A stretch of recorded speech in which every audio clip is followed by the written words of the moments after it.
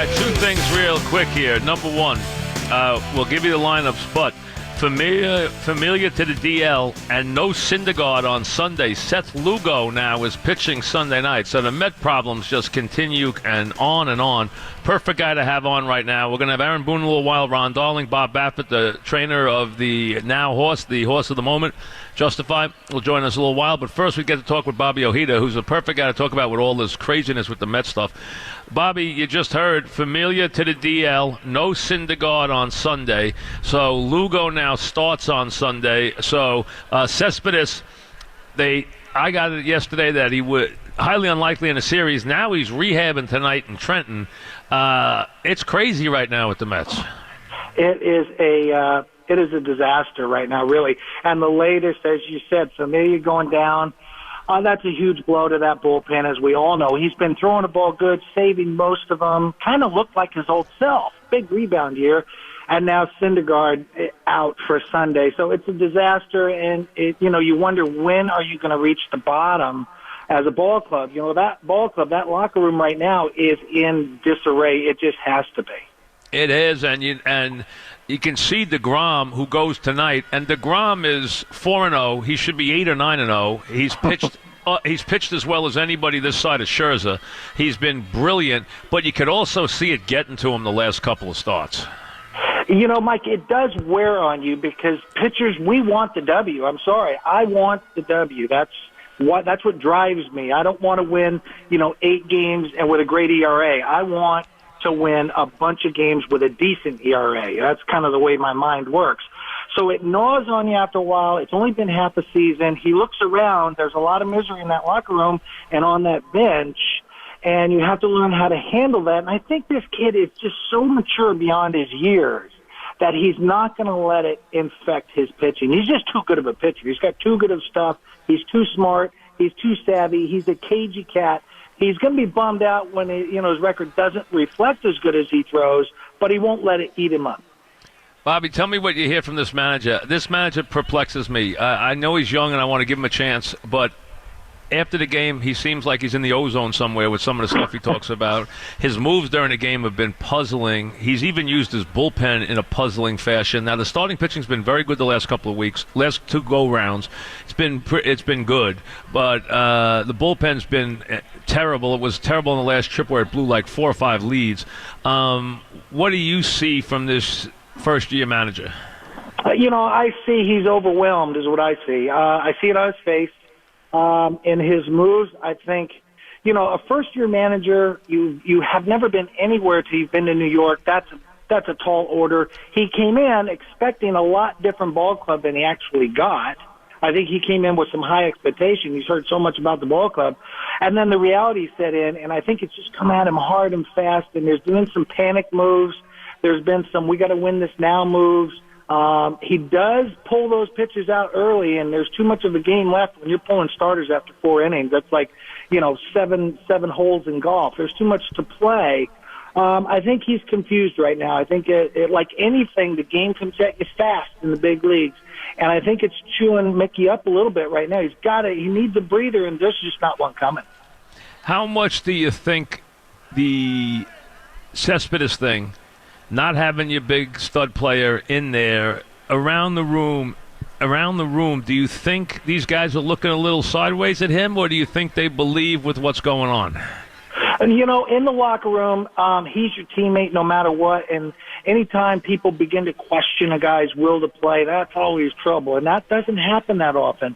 But the problem I have is there's been some mixed messages. Yeah, like he's rehabbing tonight. He's in the game tonight. After they said he was yesterday, I got information from a very good source that, hey, he's not playing this weekend in the series. He's just not ready. And then tonight he's rehabbing. I know. It's bizarre. And then you got a little bit of Sandy Ellerson calling him out a little bit of Mickey calling him out a little bit. And those things, when they're made publicly, can really get it messy in that locker room. Guys look around, and it just feeds to the confusion. All these mixed messages of, we're accountable, we believe in ourselves, all this stuff. And then you got Frazier referring to the team as them. We're going to get them going. What is that? All of a sudden he's elevated himself. I'm not part of this mess. I'm part of the staff. It's just complete disarray. And what can happen is it being a powder keg when guys are looking around and begin to start pointing fingers and it's not even July, look out below. It can get really messy. We're talking with Bobby Ojeda, and check out Bobby's podcast. He does a great job with that. Tell me what you're seeing with Matz, who goes tomorrow. He and Wheeler have been good. They've been better. They've been improved. Do you like what you see from Matz?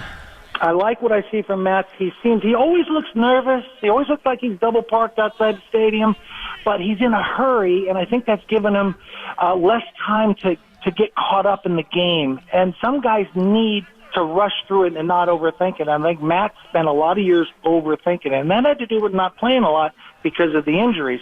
Right now, he seems to be locked in. I'll tell you what, if I'm on the opposition, I want to blow his mind, I start stepping out of the box. I got to break his rhythm because he's gotten into a very nice rhythm, executing good pitches. He's got that curveball going, which that's a big old hanger at times, but a very important weapon for him. And the changeup, he's doing a good job, but he just seems a little nervous for me out there, and I could see how they could get to him. These Yankees are smart and tough, and they could pile on in a hurry with him. How about Wheeler? Wheeler, I like. Seems to be a little bit more confident. I think that comes from he's healthy. I think this is the first time in a while he is not in pain. And where you're out there pitching in pain, like most people do, they just do. It's just part of the job. If you can manage it and minimize it, you're okay. But I think it drew so much away from his ability to concentrate on pitching, what he wanted to do to hitters, that he was lost out there. And I don't see that now. I see a confidence in a guy who looks like he's healthy. Do you think it would be better with the Mets reeling the way they are right now? Do you think it would be better if they were opening a series somewhere like in Arizona tonight? Or do you think it's better that they're right in the pressure cooker in their park in a full house and the big Yankees in the other dugout? You know what, Mike? No matter where they go, no matter where your team goes, it's my team. I think in a way it's going to help them. It's a good question. I think in a way it's going to help them being here and jazz them up a little bit. Your team is still what it is. It's not hitting. It's got bad defense. The pitching, as we know, is spotty. You cross your fingers every night. There's a lot of things going against them. But when you're at home, and maybe I'm prejudiced, but the best fans are Met fans. I got to plug them. They're awesome. They can help you. They can be that 10th guy for you in that lineup. So I think it's good they're at home. What does it tell you that Syndergaard's now scratched and Lugo's going Sunday? Well, oh, my God. It tells me, again, the mixed messages. It tells me, again, they changed the staff. They changed the approach, but it's the same things keep coming up. It tells me that whatever's wrong with them, and I know, whatever we hear on the outside a lot of times is not anywhere near what's really going on. It tells me there's more going on. Yeah, there's more going on, and it's a big, big red flag for the rest of the season for the guy. When you look at this team, when you see these guys and see the approach and just how dead they look at the plate, what do you see when you look at this Met team and look at Bruce and look at Conforto and look at these guys struggling the way they are? I think they're all pressing. I think they've got a lot on their mind. Everybody wants to be help them. When you're in a slump like this, when you can't score, you get it. You get how bad you're doing, and everybody's putting a little extra heat on themselves. Conversely, the Yankees are like, who cares? I'm 0 for 4. I got 5 other bats in this lineup who are going to pick me up. And the games keep coming at you, and this is a big game. So, they don't have anybody hitting. There's nobody hitting, and they built on the home run. They're built on the home run. They don't have any home runs being hit. So they're up against it completely offensively. If I'm pitching against that team, I'm coming at them hard. The only guy who's hit all year, Cabrera, decides to bunt the other day with a runner on first base. So, figure that out. I'm gonna let it go to somebody. I'm going to let a lefty behind me hit. How unbelievable is that? I've seen a lot of that, Mike. I couldn't agree with you more. Plawecki, well, just go to him the other night. They had first and second, 1 out, first inning. They got the guy on the ropes. He takes 2 fastballs right down the middle. It's like, come on, man. You can't score, and, you don't know when that opportunity is going to come up again. I think they get caught up in approach more than just playing the doggone game, and that'll confuse you more than anything. All of a sudden your head is filled with, okay, I should take this. I should work the count, this and that and the other. 2-0. 2 fastballs right down the middle, first and second, 1 out. We can't score runs. Even I'm swinging at one of those. What's going through your mind tonight if you're DeGrom? You've been brilliant. Now you're facing this big team, and your team can't get out of its own way. They're lucky if they give you a run over 7 innings. Now you're facing this lineup top to bottom, which is, just full of power, full of sluggers, the whole thing. Dynamic kids at the bottom of the lineup, the whole thing. What's your thought if you're DeGrom? Do you feel, like the weight of the world's on your shoulders tonight if you're DeGrom? I don't. What I feel is I've got to get out this monster lineup. The last thing I'm worried about is my guys hitting. I can't worry about them. I got a monster lineup that I'm facing, and as you said, they can get you at any time. You think you shut them down 4-5, wow, this is looking pretty good. Up jumps the wild card, and they start beating on you. If I'm him, I'm solely focused on who am I going after hard tonight? Who am I going to, try to pitch around a little bit and try not to get in too much trouble. I'm focused on my game plan, and then when I go to that bullpen, know what I got that night, and I got to go out there and ideally, I want to shut them down early. I want to give you 4 or 5 zeros and give us a chance. But if I give up a crooked number early, I'm really killing my team. Yeah, it's crazy. I mean, that and there's so many different. I mean, you can make one bad pitch and it's going to leave the ballpark. I mean, that's just the way it is. He might also strike out 15 guys. I mean, because they strike out right and left. We know that too. But still, it's a tall order. I mean, I can't remember. A team, and the Yanks have played really well, we know that, and we're talking about Bobby Ojeda, I can't remember a time when teams came into a game probably playing, one playing well and the other one playing as badly as the other team's playing. It's fascinating for me tonight to see how the Mets are going to play. It really is, because they really have just been awful, absolutely putrid lately. I'm with you, Mike. I don't think the divide between the Mets and Yankees has ever, at any time, been greater than what it is right now. It's amazing what's going to happen. I mean, there's no such thing as a sure thing, but it looks like it's just the Yankees should just blow them out of the water. But I couldn't tell you that's going to happen. You know baseball. I know baseball. I don't know. It's going to be intriguing to watch.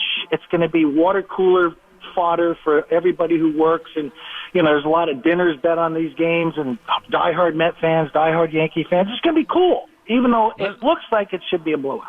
Let me ask you this from the Yankee standpoint. Tanaka gives up a lot of home runs. Sometimes he's good. Sometimes, he gets batted around. It's almost like the little girl with the curl. You don't know which Tanaka you're going to get.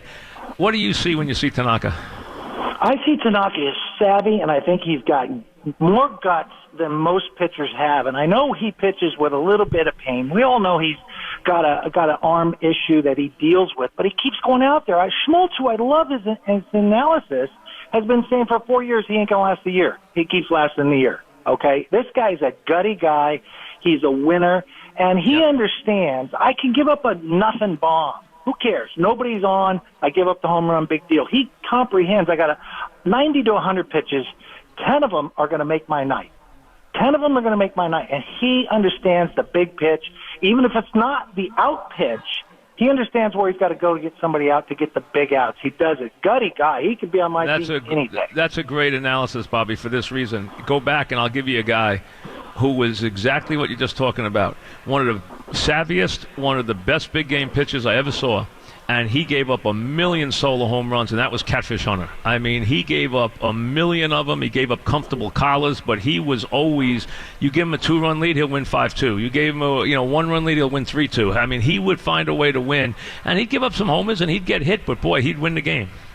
Yeah, that solo jack is like, all right, it bothers me because it's like, man, that's an instant run, but it's a solo jack. Okay, I'm not dealing with second and third. I'm not dealing with a rally starting. Guy goes yard, hanging slider, whatever it may be. Okay, done. Give me another ball. Let's go. I got work to do. He's able to move on immediately when he gives up those nothing jacks, just like Catfish. Give me a word on Severino. How he has been lights out. How good do you think Severino is? I think he's just coming into his own. There's another guy who's not only is his stuff, I think, ridiculous. I love his stuff. His demeanor on that mound, he's become an intimidator. Okay, and when you intimidate the hitter, that's a pitch that nobody talks about that much because hitters pretend it doesn't exist. It does. He intimidates you. He comes at you. He's no nonsense, all business, and racking up the W's. I mean, he is a monster. He is awesome. I love watching this guy over the past few years really come into who he has happened to be right now. Well, listen, always a pleasure to have you on, Bobby. We'll do it again. Thanks very much. Appreciate it. Okay, Mike, my pleasure. My thank you. Bobby Ojeda on the Mets. And again, the news we just gave you, Lugo Sunday no Syndergaard. Cespedes is actually playing a rehab game in Double-A tonight. I don't know what that means for the immediate future, but he is doing that. We told you yesterday he would not be in the lineup tonight, but he is now going to a rehab game tonight in Trenton. I'm going to play there. And Familia goes to the DL today with a sore shoulder. So the Mets, no Familia, no Syndergaard. So now it is tonight. It is Tanaka and DeGrom. Tomorrow it is German and Matz. And then Sunday it is Severino and Lugo. That is the matchups. It just gets deeper and deeper for the Mets by the minute. When we come back, quick break. We'll get to a couple of things. Maybe we'll sprinkle in a call if we have a second. Then we got Bob Baffert coming up, Ron Darling coming up, Aaron Boone coming up, Eddie C coming up, lineups coming up, all that coming up from Belmont, so stay with us.